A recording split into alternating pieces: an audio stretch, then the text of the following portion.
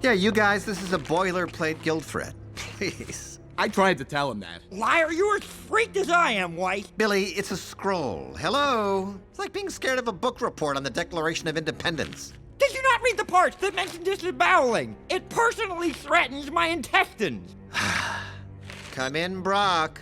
We have a level 1 guild arching threat. So, what do you want, an aspirin or something? See? The Bellicose Proxy is the 6th episode of Season 7. It first aired on September 9th, 2018, and was written by Doc Hammer. In it, the Monarch joins the Big Villain program in his continuing effort to increase his EMA level. He takes on Augustus St. Cloud as his mentee. Similarly, Dr. Venture and Brock help Billy and Pete as well. Meanwhile, Dr. Mrs. the Monarch tries to help Guild Stranger S464 with his lady troubles.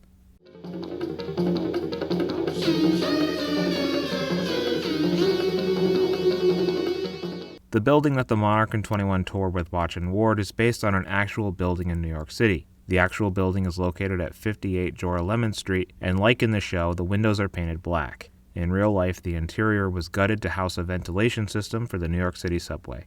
The helicopter that PY flies is the Blue Thunder from the movie of the same name. Later in the episode, PY wears a helmet that says JAFO, which is an acronym famously used in Blue Thunder that means just another fucking observer. By the end of the makeover montage scene, Dr. Mrs. the Monarch and Dr. Z are dressed like Cher and Dion from the movie Clueless, while Guild Stranger S464 is dressed like the singer Adam Ant. More of a fun detail than anything else, but Colonel Gentleman is shown reading the real-life book Needle Point for Men written by football player Rosie Greer. In the same scene, Rose Whalen mentions having just taken her Humira, which if you weren't aware is a drug used to treat arthritis. The costume that Billy wears in Universe comes from the previously unheard-of character Delta Boy of Venus, but in real life is modeled after a spacesuit prototype in the 1960s by aeronautics company Grumman and known as the Grumman moonsuit. Meanwhile, Pete's costume is borrowed from Killer Drone, and Billy says he looks like the girl from the Blind Melon music video. He's referring to Blind Melon's music video for the song No Rain, featuring this girl.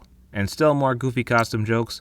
Monarch says it looks like the costumes came from Lidsville, which was a 1970s Sid and Marty Krofft show starring Butch Patrick and a bunch of sentient hats. When Augustus St. Cloud says, I'm here to bust things up and chew bubblegum, and I find bubblegum unpleasant. He's paraphrasing the, at this point, fairly ubiquitous line, but originally from They Live.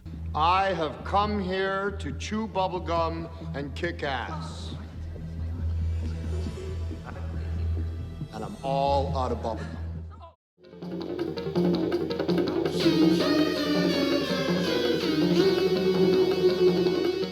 It's good to see that Augustus St. Cloud is still taking care of the X2, which we found out he owned back in Spanakopita. But of course, even Boobo pales in comparison to my latest acquisition, the original Team Venture X2 Super Hydrofoil, painstakingly restored to its former glory. Gaze upon it, quiz boy. This is the closest you'll get to the real thing outside of a picture on a VF lunchbook. Near Venture, and you're wrong on two. Dr. Venture casually mentions Gardo, which is the robot he made back in Season 1's Home Insecurity. Brock! Come in, Brock! Gordo. Hey, does that stand for something? Yeah. Enzo brings up the fact that Dr. Venture stole a suit from him in the past, a callback to A Party for Tarzan, when Dr. Venture steals the Blue Morpho suit. And as previously mentioned, Pete's costume used to belong to Killer Drone, who was a contemporary antagonist of the Blue Morpho. Hurry, Kano! Killer Drone has struck again! It's up to the Blue Morpho to stop it!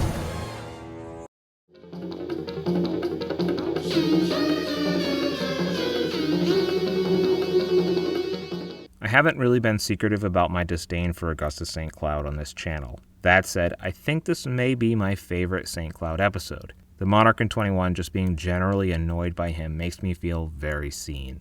I know he was always supposed to be annoying, but I think it took him being annoying to other members of the guild for me to fully appreciate him being annoying in a funny way. I have a tepid love for even Augustus St. Cloud because I love the Venture Brothers.